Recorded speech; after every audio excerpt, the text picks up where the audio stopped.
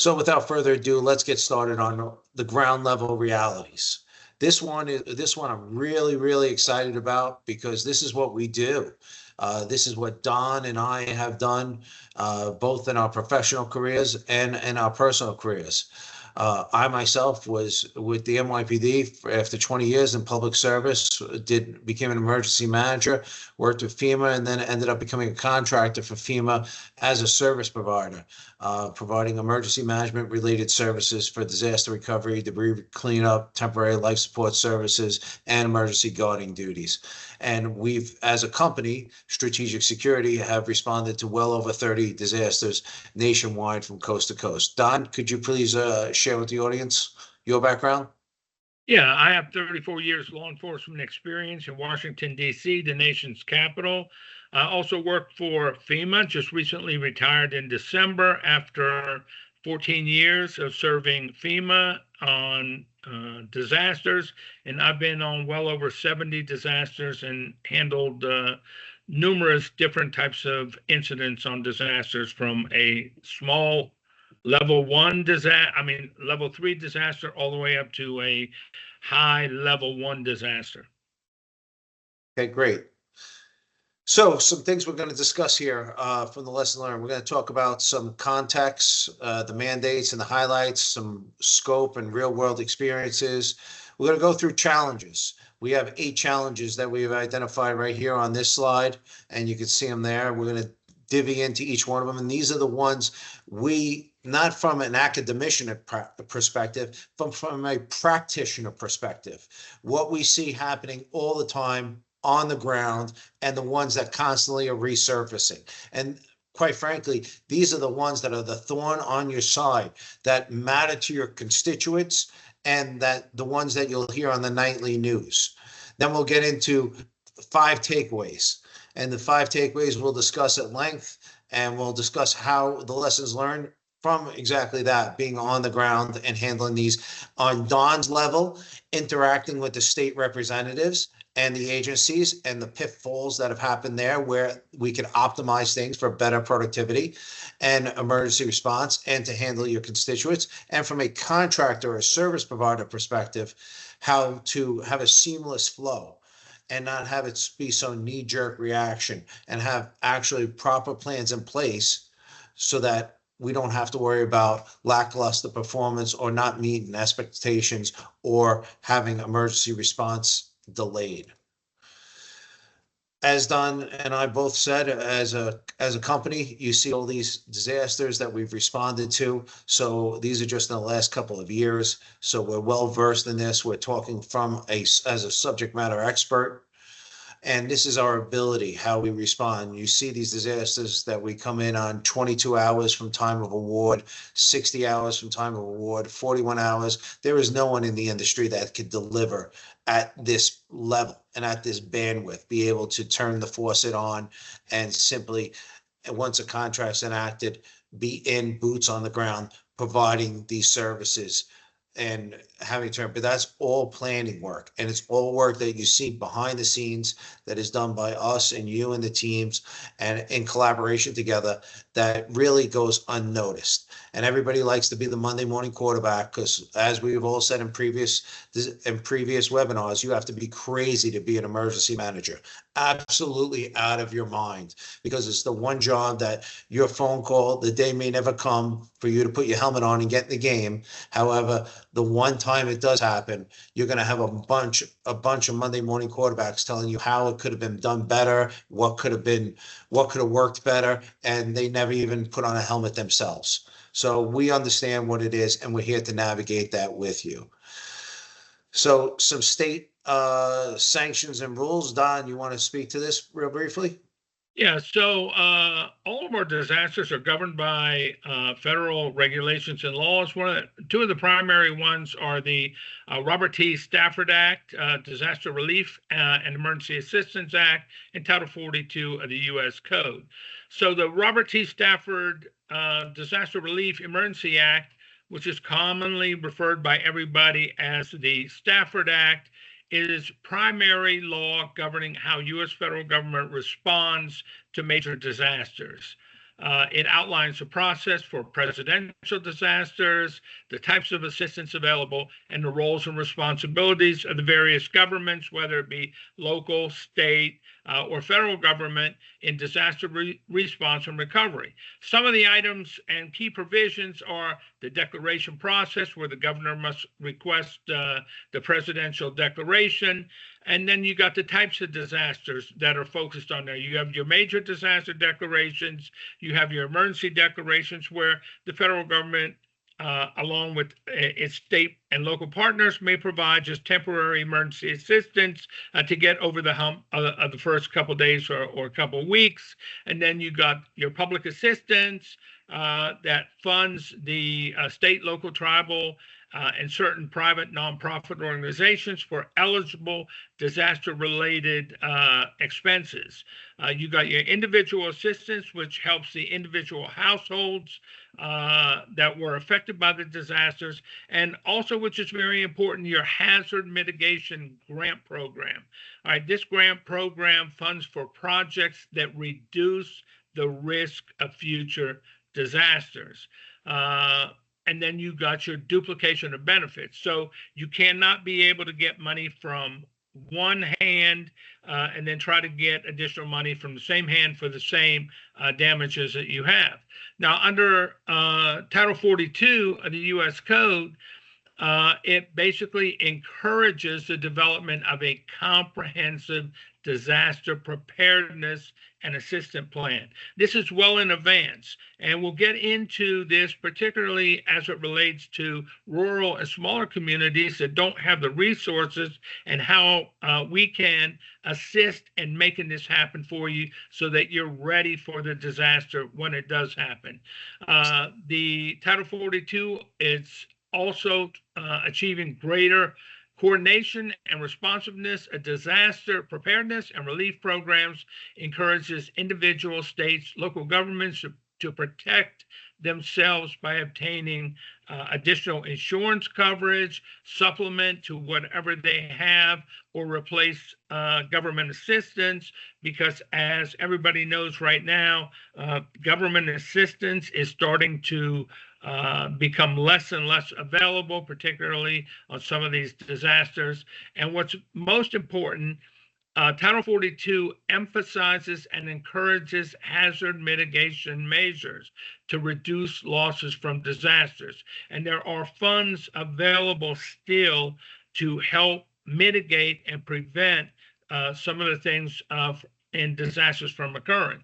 Some of the stuff that the Robert T. Stafford Disaster Relief and Emergency Assistance Act covers are, it talks about the insurance, duplication of benefits, management costs, essential assistance, repairs and restoration, debris removal, and the public assistance program, just to mention a few.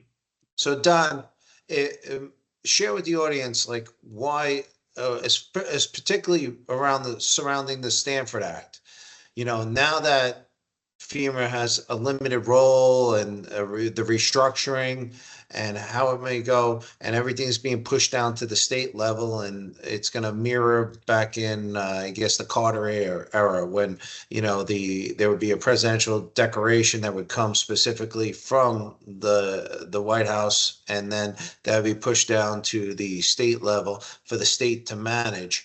How Section 324, the management costs, and Section 406, repair, restoration of damaged facilities, and Section 407, the debris removal, how they're still going to be applicable.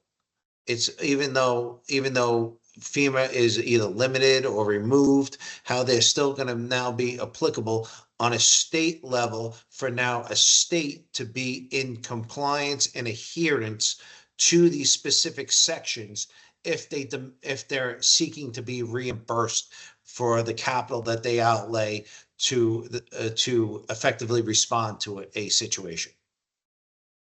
All right, so yeah, there's still going to be money available. The question is right now how the money is going to be dispersed. So a lot of it's going to go down to the states. And this is where it is going to be very, very important for the rural and smaller communities in each state to have a plan in place and be prepared for disaster when it occurs, so that they can get in on a part of the money and get their expenses and items that they have to outlay to get them reimbursed. Some of that is the problem is going to be because the rural and smaller communities are going to be in competition with the urban communities and the larger communities that have these huge staffs available that are working all this disaster stuff, have all these plans in place, and it leaves many times these smaller and rural communities sitting out there on the side because they don't have their plans in place. They don't know what to do. They don't have the experts there because the resources just aren't available for them. This is where planning in advance, this is where occasionally having a consultant help you formulate the plan, get everything in place, be available for you, know what you can get reimbursed for, know what you can't get reimbursed for, how the reimbursement process is going to proceed. These are the things that are very, very important, particularly in the ever-changing emergency disaster relief. So, Don, let me jump in there for a minute. While we were talking about, while Don is emphasizing this, we touched on several of these points in prior webinars, and we're going to touch on them again where the pitfalls are, the lessons learned in this webinar, and we're going to go deep into it. We're going to really get granular to tell you where this is affected. So, management of costs. So Section 324. Section 324, we've seen the management of costs get rejected. And that coincided with Section 407, debris removal. North Carolina just put in a request for a couple of $1 million for enhanced debris removal, and also for assistance with road repair. These were not approved. They were rejected because they were outside the time frame. State agencies, local and municipal agencies are still going to have to adhere to the timelines that are set forth within the Robert T. Stanford Act and within Title 42 to get that funding available. So, and as far as getting these services and the delay process and getting the debris removal people out there and stuff was because there was no pre-position contracts in place. So they had to go out and then compete that contract, and they had to jump through hoops to show that the contract was awarded fairly and equitably, and that there was no price gouging or anything like that. So this is why it's so important, as Don alluded to have these plans in place. And now piggybacking on what Don said also regarding limited resources, and we're going to touch on that as well in this presentation. The limited resources is a tremendous burden to rural communities, to lower economic communities, to limited resource communities, and that's where you have to almost have a good relationship with a larger municipality or a larger county or larger municipality, so you could be an annex in their master plan. So if something's rolling over into your county and there's spill county, you're kicking it back up to them, and there's a MOU or there's some mutual aid agreements and there's things of that nature that will help enhance your ability to respond. So these are things that we'll touch on. So let's jump right into it. We're going to talk on the firsthand experiences that we've seen, the deployments across diverse different scenarios, from hurricanes to fires to tornadoes to landslides, and the various jurisdictions. Rural communities, I mean, being on the west side of Kentucky and the east side of Kentucky are two drastically different landscapes as to the communities that you're servicing. So these things impact the ability to respond for a contractor, and they also impact your constituents as well. And then strategic alignment. You have to be able to shift your expectations. You can't just have a one-size-fits-all model. So the first one we're going to jump into, the challenge, is a challenge of lack of preparedness. Now, what does this mean? So local agencies often lack the proactive plans, procedures, staffing, and drills in place.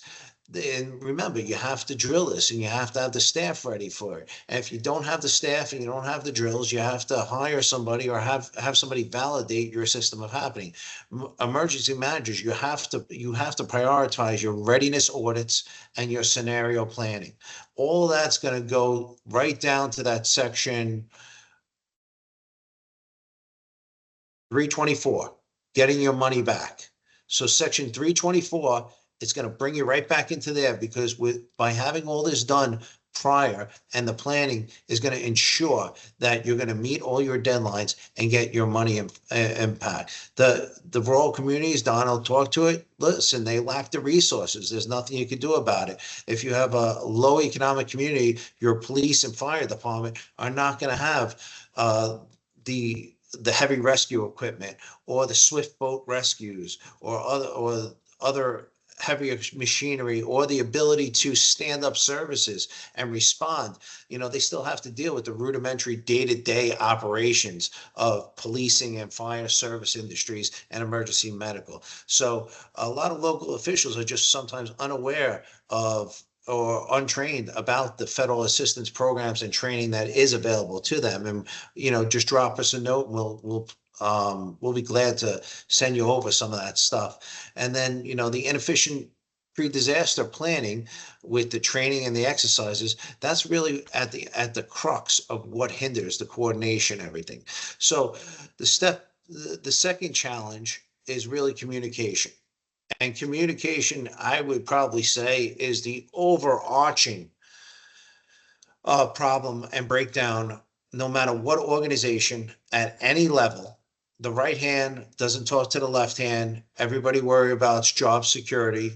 Everybody worry about compartmentalizing information, and no one is sharing or cross-pollinating the information. Jurisdictions, local municipalities are just have their own plan, and they're not sharing it with a county. The county's not sharing it with the state. There isn't an overarching program. The mutual aid agreements are not there.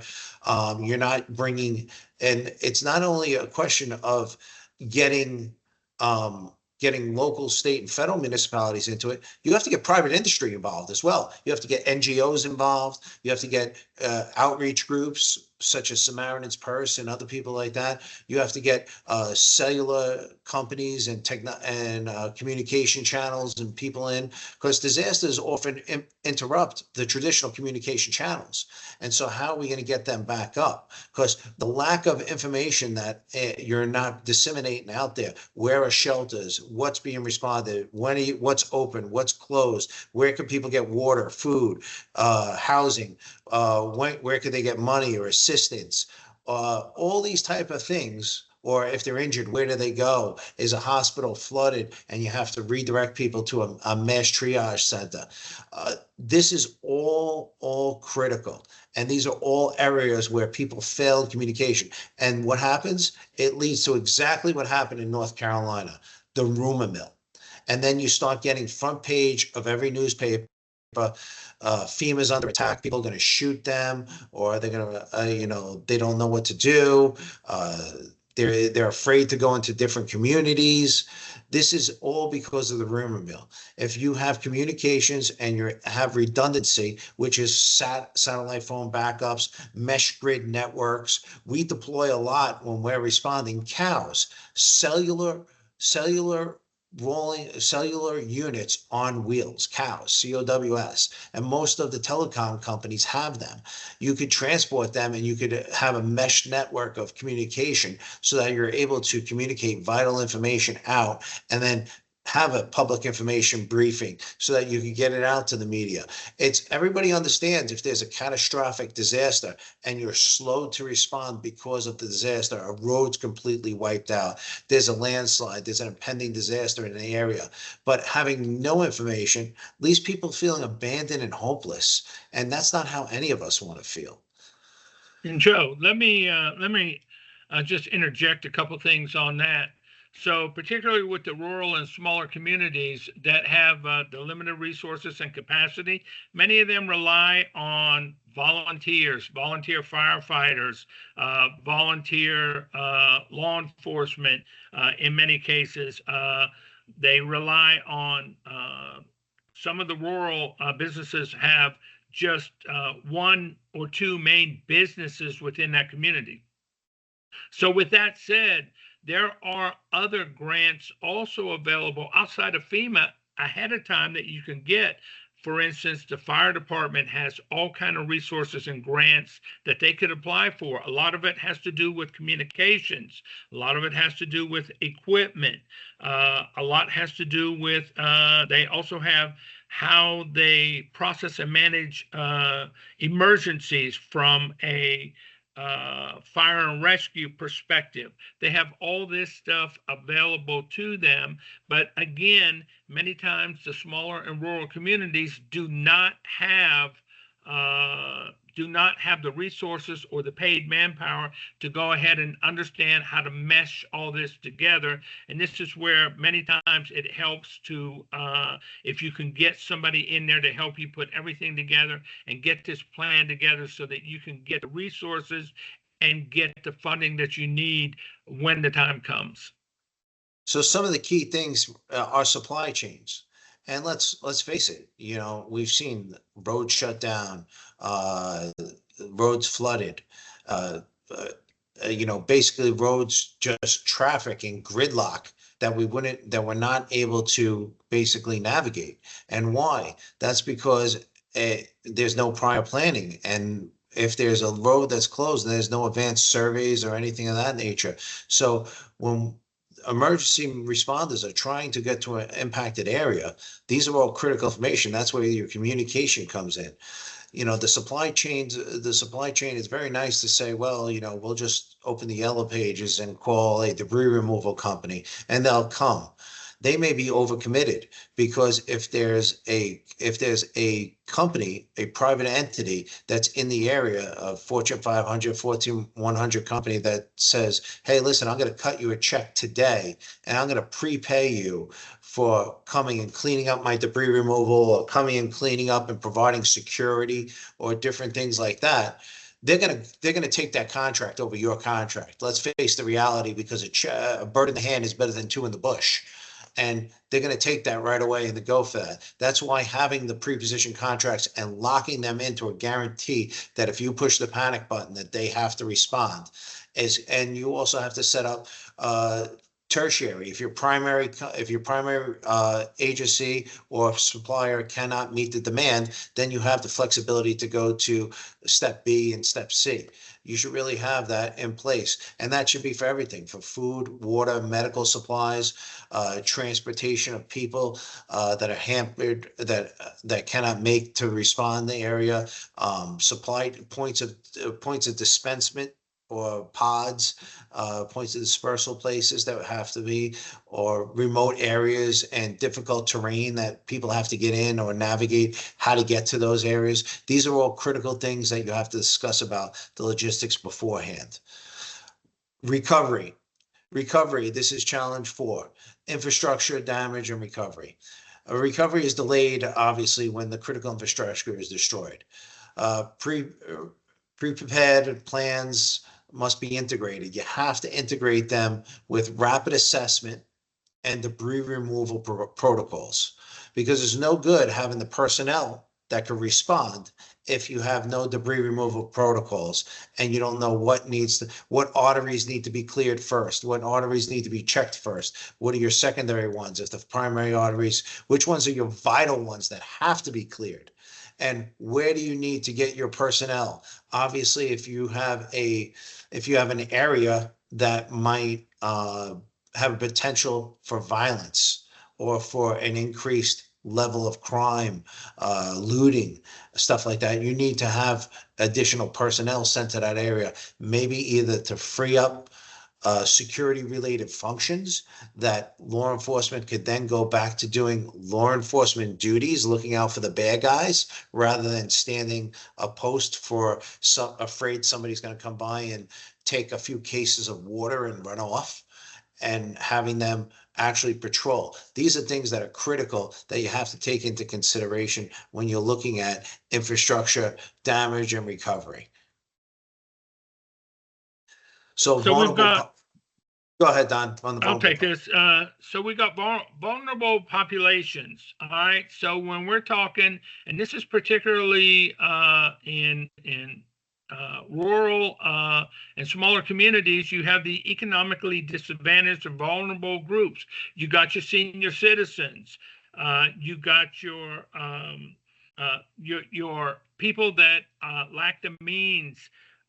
You have people with pre-existing medical conditions, overcrowded housing where there are 2 or 3 families packed into one single house.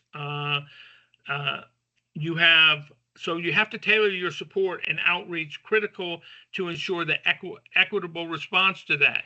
And this is a constant challenge. It was a challenge in North Carolina recently because a lot of the disaster hit extremely rural areas. Communication was cut off. They were unable or did not know how to evacuate when the evacuation orders were provided. The roads, when the disaster finally hit, roads were closed, communication ended. And how do you get the message out to your economically disadvantaged and vulnerable population? That's something you have to put in your plans for your disaster planning, as well as what's next is your challenge number 6 is the emotional and psychological impact. All right, so this not only impacts your survivors to a disaster, but it also impacts your relief workers. They face a lot of stress, finding injured people, the burnout rate, the compassion for these people, the fatigue for prolonged deployments, trying to get all this out, and they want to continually keep on working until everything stabilizes. Well, this does impact their emotional and psychological relief. So you have to have something in place in your disaster plan where it talks about you got your survivors. They endure the grief, the anxiety, the psychological distress. Where are they going to move to? What's their next living quarters? How are they going to get their next meal? So you have to integrate your mental health support into response operations to improve the resilience of your operation on your response. So all this has to factor in together in your plan. So that's why this plan is going to be a very, very comprehensive plan from beginning to the end, from when the disaster first strikes all the way through to how are you going to assist your population? What are you going to do for them as the disaster is ongoing and you're now in the recovery phase?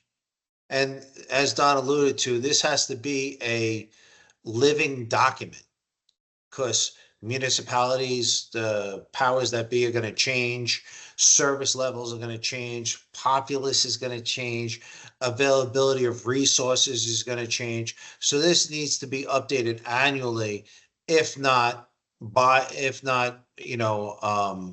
every 6 months, but at a very minimum, at least annually, because doing it biannually, there's a very good chance people move on. There's a very good chance that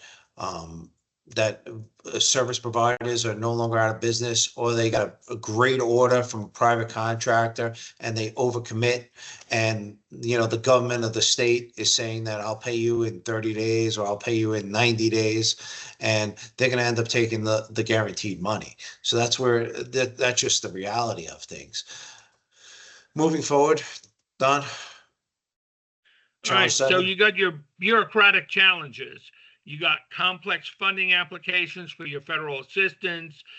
They can overwhelm your local and your state teams, particularly your local teams, as they try to navigate through the difficult reimbursement applications from the federal government. You have to coordinate between multiple government levels. You have to coordinate between your non-governmental organizations, your NGOs.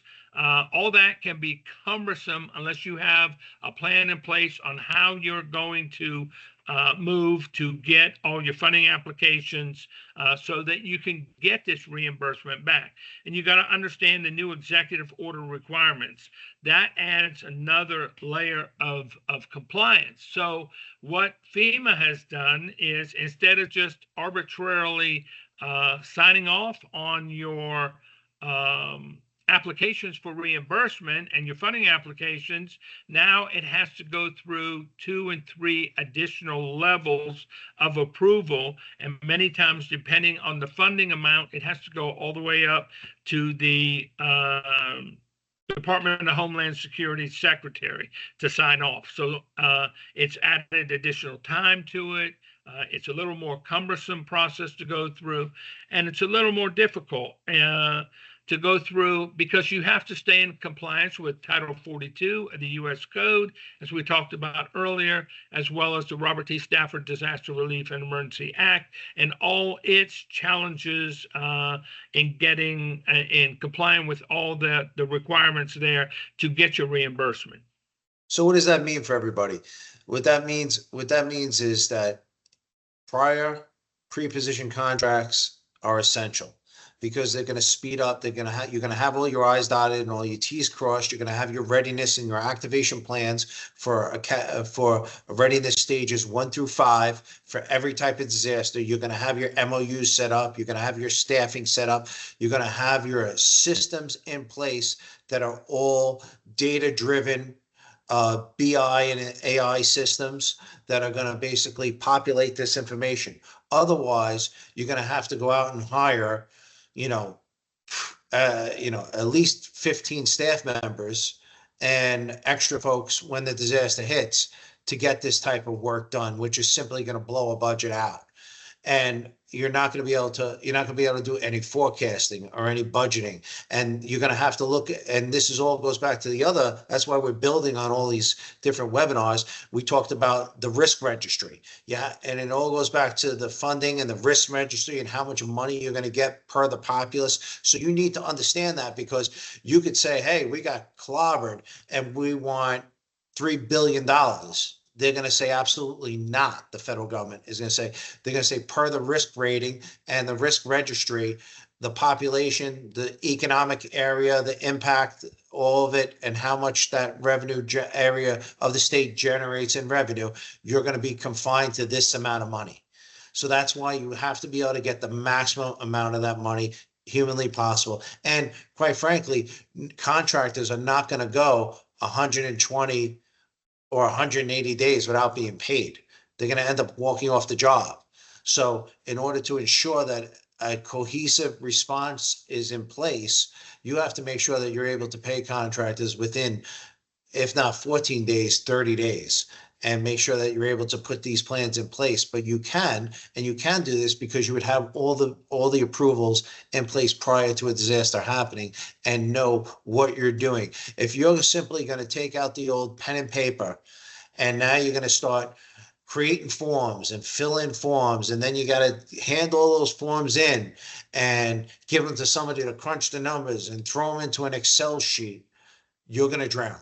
There's absolutely no way you're going to be able to get your money and be reimbursed. And what you're going to do is you're going to end up turning your state's budget upside down or your county's budget upside down. So that's really what these things happen.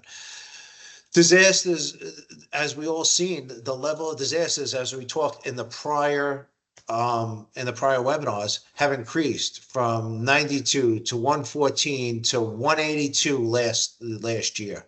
They're growing, whether that's climate change or everything. I'm not here to debate that. We're here to help you get the job done and help you get the job done in your capacity. So disasters are rapidly evolving, and the local plans got to include decision trees and delegation protocols for a fluid response. That is one of the key elements that we see from a contractor's perspective. We deal a lot with FEMA. FEMA deals a lot and coordinates with the state level. A lot of times it'll be Friday night after hours, 8, 9 o'clock, and we'll get an email from a contracting officer. We need to stand up a location for a disaster recovery center tomorrow morning at 7 a.m. in the morning. And by the way, you're on the east side of the state. It's on the entire west side of the state, which is another 4 hours, 5 hours away. It's a monumental task. You're asking people to do the impossible, to be able to have the resources, get people and get them to all these locations.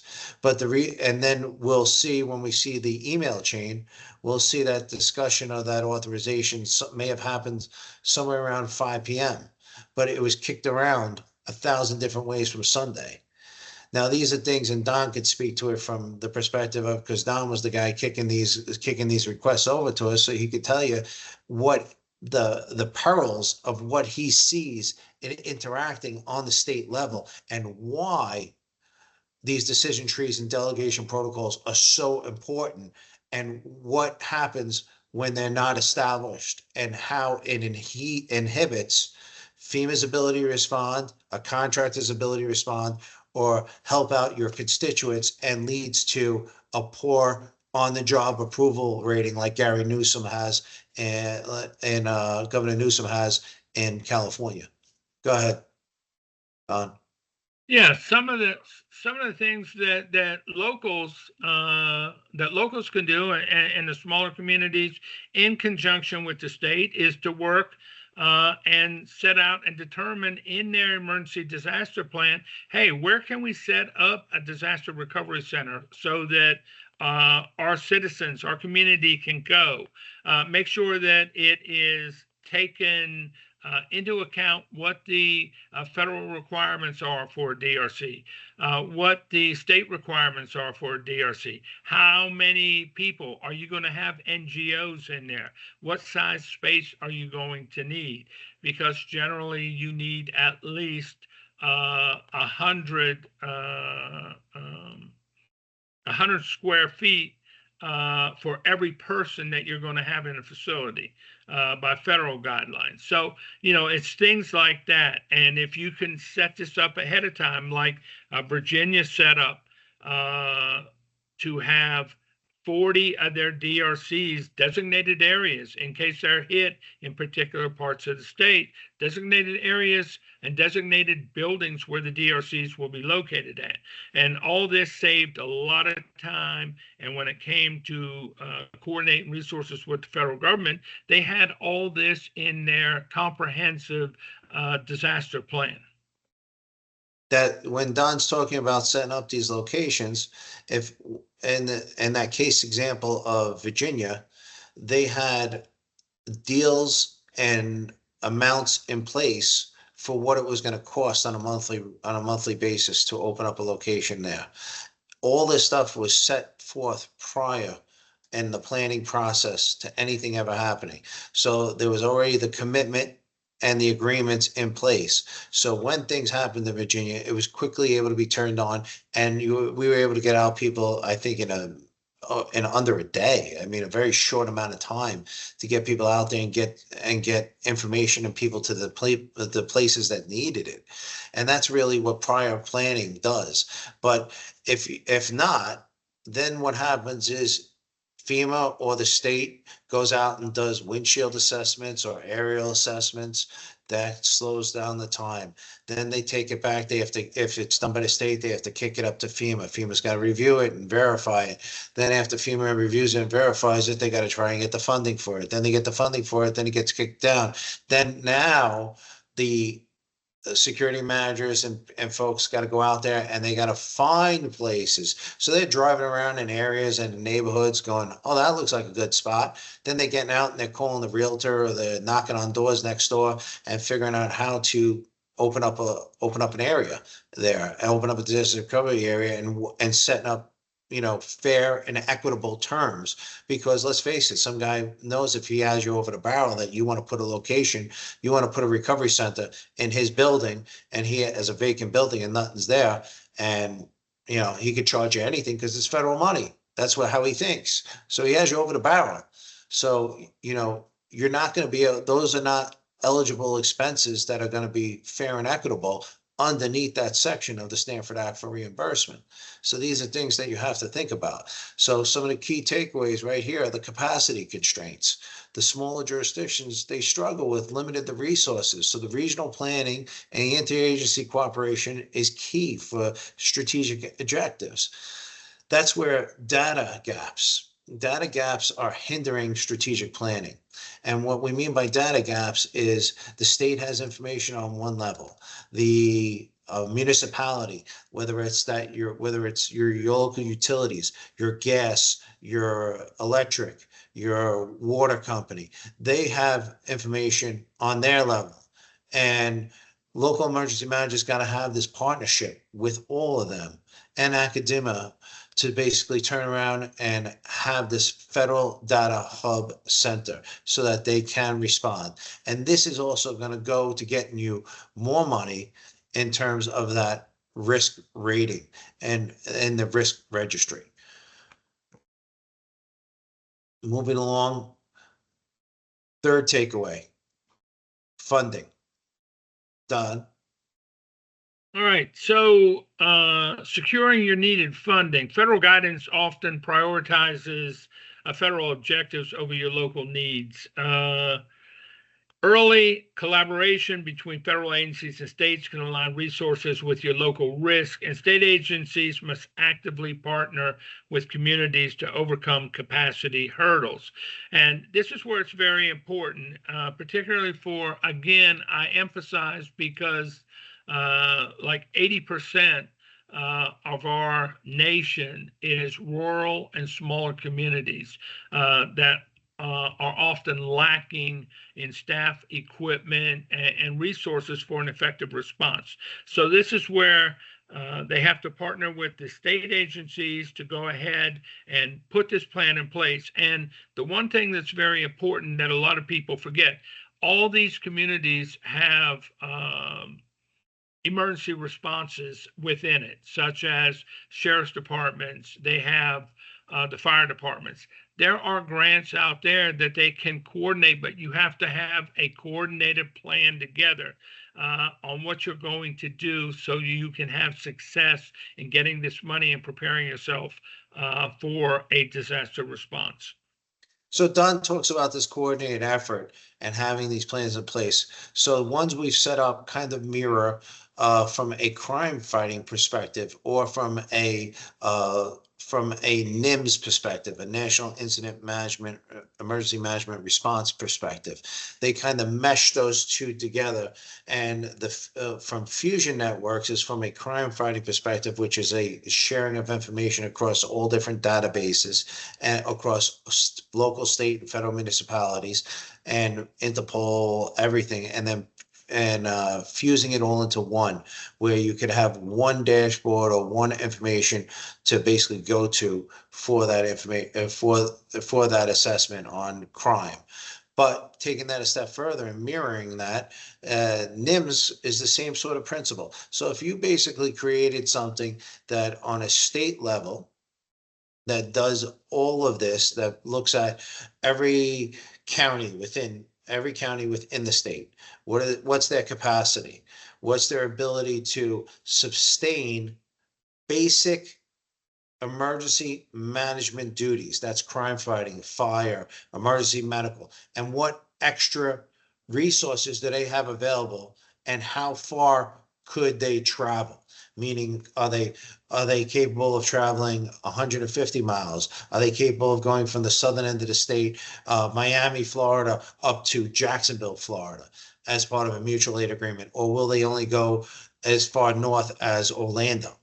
These are things that you have to plan out ahead of time so you know where your resources are and what are your activation and your readiness levels. Are you activating them? We have a category 3 hurricane coming in. Are they getting activated 3 days before the hurricane's coming in and they're able to respond and be staged right outside the impact zone and then be able to immediately be deployed?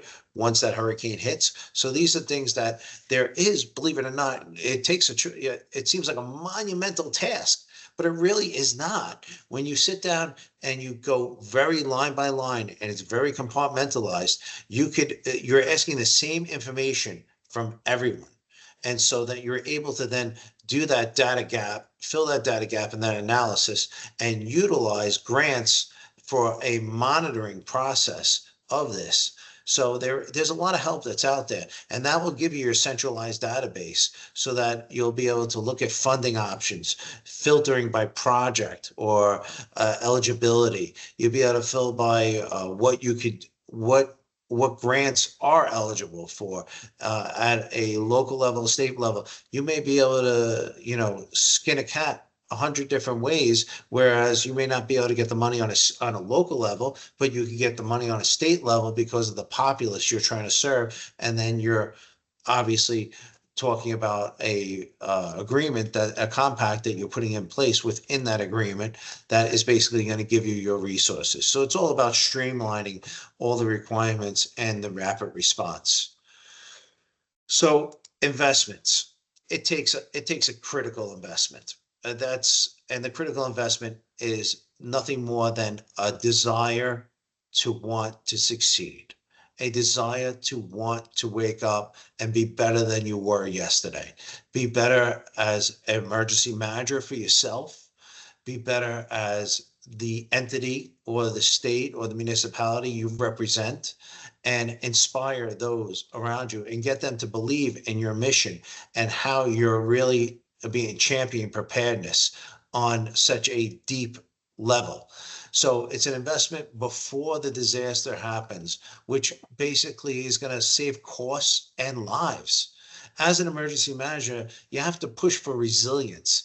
There's resilience grants that are out there, and the pre-position contract templates, we can help you with those, putting those into place so that you have all your I's dotted and all your T's crossed. And this way you could yield a higher return on your investment. States that have had pre-position contracts and plans in place have thrived post the disaster in terms of economic activity versus states that have just plummeted and been catastrophically impacted, and their GPA has gone down by 14%. And it's taken them in excess of 15 years to recover. Don't let that happen to you. Don't let that happen on your watch. We're here to help. Right now, we'd like to open the floor up for any questions.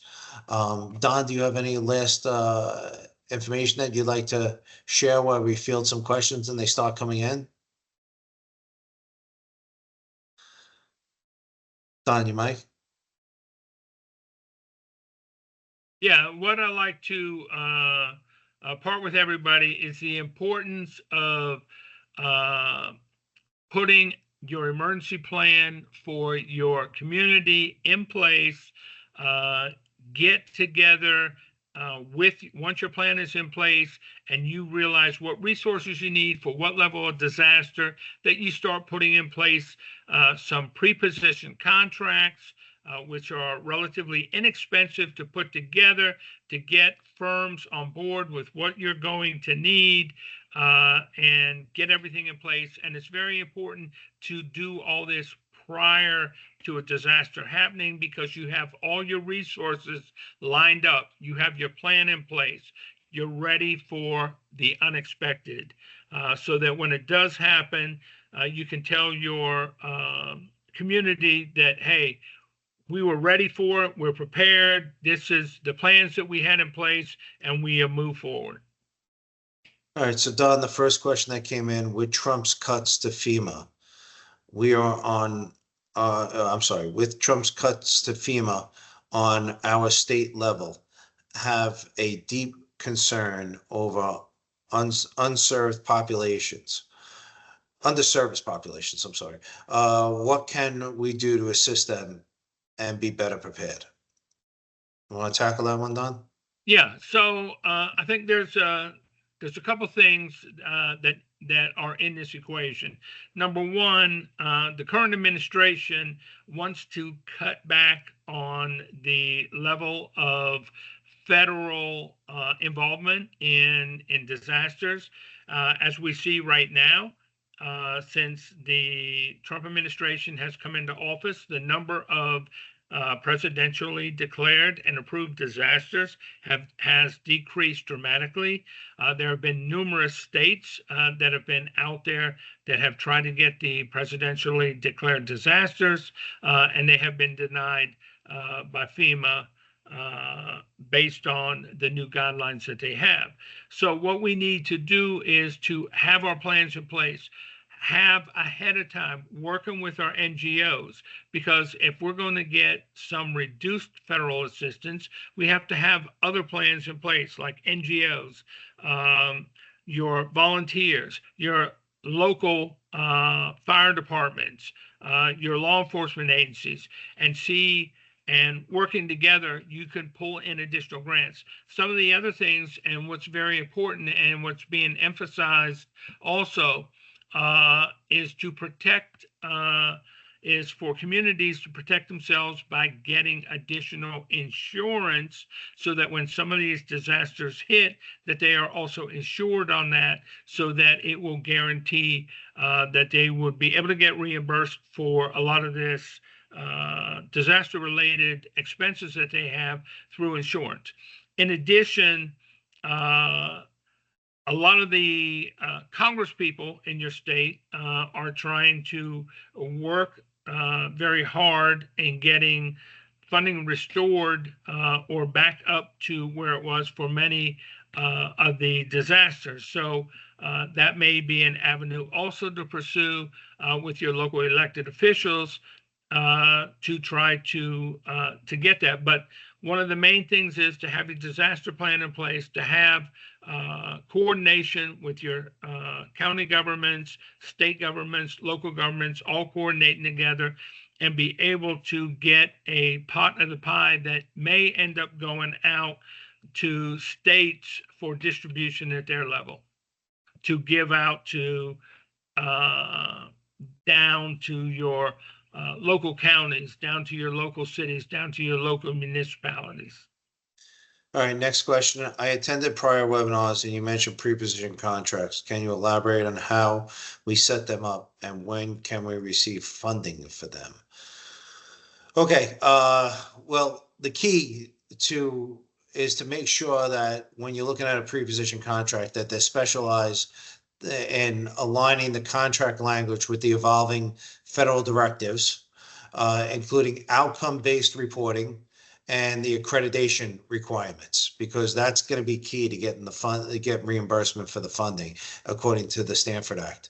You want to ensure that these contracts are structured for rapid response and activation, cost transparency so that you avoid price gouging, and eligibility under the shifting grant programs like MBAG or EMPG.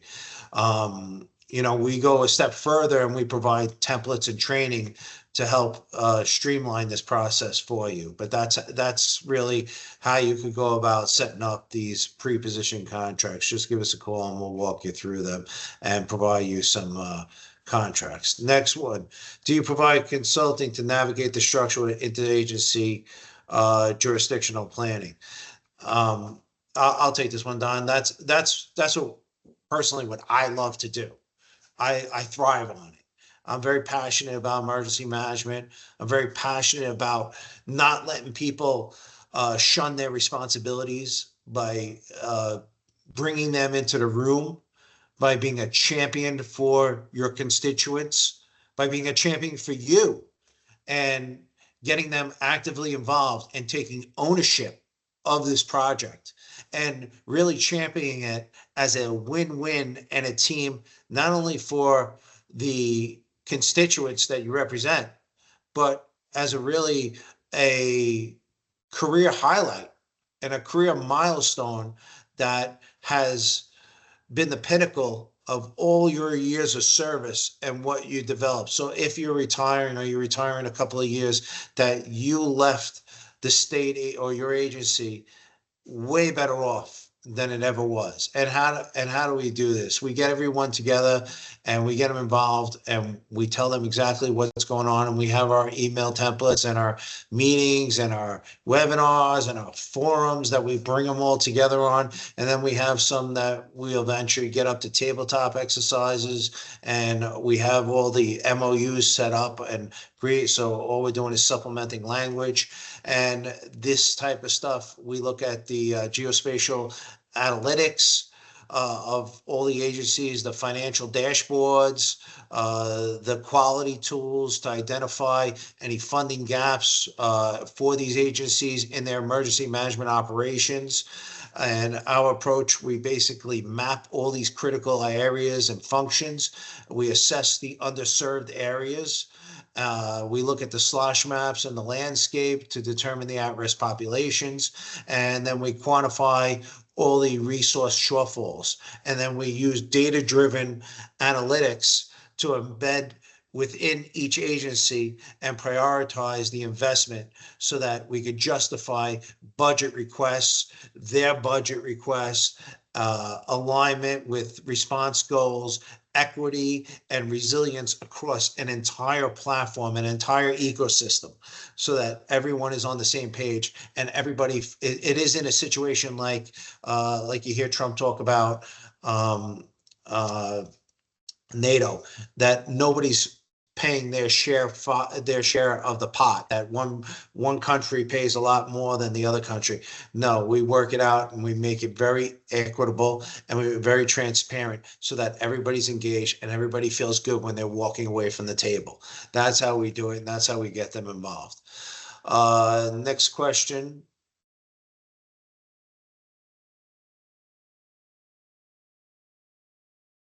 We got those. What can we do at a state level to improve information exchange? Don, you want to tackle this on a state level to improve information exchange? Your mic's. I think a lot of what they can do at a state level is every state, I found out, in this country has the Emergency Management Association, where they meet regularly, either monthly or quarterly, and they can get together and talk about what's working, what's not working, the contacts throughout the state. They all have yearly get-togethers and all that.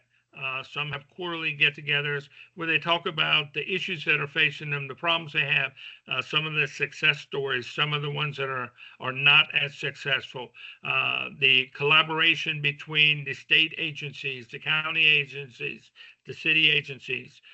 All this can be worked out together so that they're all on the same page. Many states direct down in order to get some of your state funding that the feds give to the state, that the state agencies will direct down to the local governments to have an emergency plan in place submitted to the state.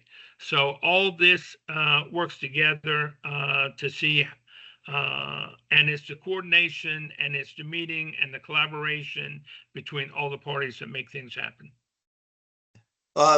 Jumping in on that, I would echo Don's sentiment, and I would say, basically, you have to build the public-private partnerships for the resiliency and recovery. And that's connecting with agencies that have a mission-driven, philanthropic or ideology, like Samaritan's Purse or some of the other ones.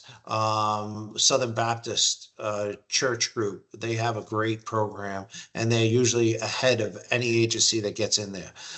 Corporate donors, local financial institutions, setting up agreements with like Mountain BizWorks or Dogwood Health Trust to mobilize rapid funding and long-term resilience investments.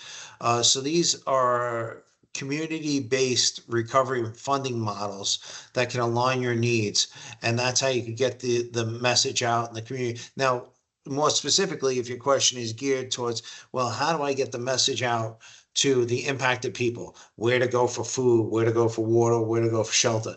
That's where, like we talked about, you have to partner with the telecom and with Starlink. When we deploy to areas, we deploy cows, those, like I said, those cellular networks on wheels, and we also deploy Starlink units. And those Starlink units we set up, and the cows we set up as a strategic mesh network. That's exactly what you have to do until such time as your telecom and your utilities can come back online so that you can enhance. And that's where you also have to have the pre-positioned and the canned messages to go out so that you can give the briefings, so that you could also push it out on social media. This is what we're seeing. This is what's happening. We have a recovery center over here. We have even if everything is down and I have a satellite phone and I have an MOU or something with say an outside agency that's going to act as a consulting agency to push out messages, they can push it out as long as they have access to your platform or your social media platform. They can push out a message for you on your social media platform. We're pushing out message 1. We're pushing out message 2, message 3. And these are all messages that you're already established. We realize the impacted area where effectively working local. You should see local responders within the next 24 hours. We're assessing this county first and that county first. That's what people just want to hear. They just want to know what's going on and when could they expect resources. So sending them out those canned messages as well and having them ready before a disaster happens is critical. And that could be put out very simply through social media. And let's face it, quite frankly, that's the primary method of how people communicate, on all the different social media platforms. And you get that message out there and you'll be able to effectively reduce the rumor mill of your constituents.